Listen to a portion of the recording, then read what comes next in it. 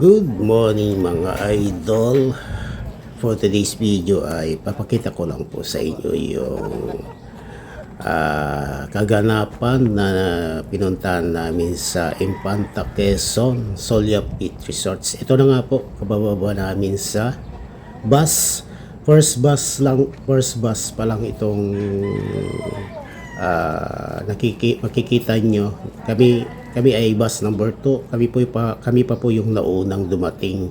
Yung bus number 1 ay nahuhuli pa pala. Na-delay.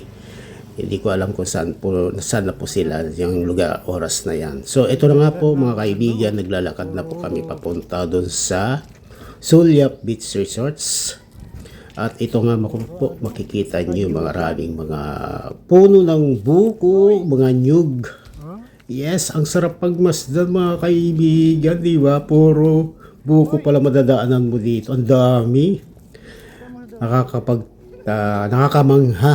Kasi ngayon lang ako makakita ng maraming buko sa tabi ng dagat. Sa Ilocos, wala akong makita ng ganyang mga buko sa tabi ng dagat. So naglalakad kami niyan mga kaibigan, papunta dun sa dulo kasi sa dulo nandun yung dagat. Ayan, dala-dala namin mga gamit namin papunta sa beach resorts. Masaya, exciting ang magaganap for today's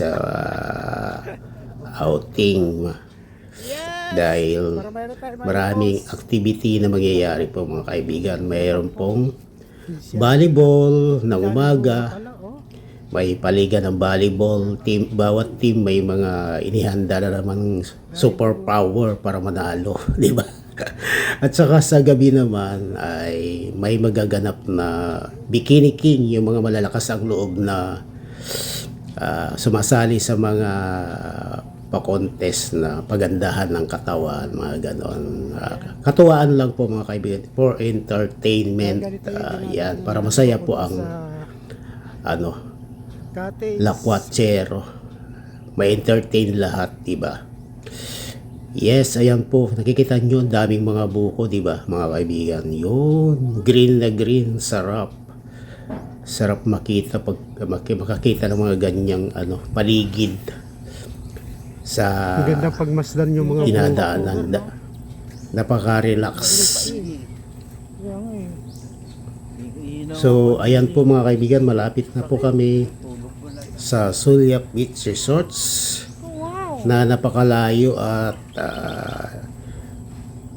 ang nadadaanan namin papunta rito ay zigzag road from Cubao to Infanta Quezon mga kaibigan. Katakot pala yung mga daanan kasi medyo masikip yung kalsada papunta pala rito. So ito na, dito na po kami mga kaibigan sa Solia Beach Resorts. Ayan ang lugar.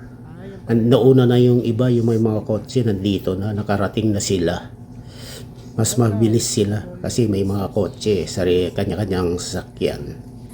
So yung dalawang bus ay nahuhuli.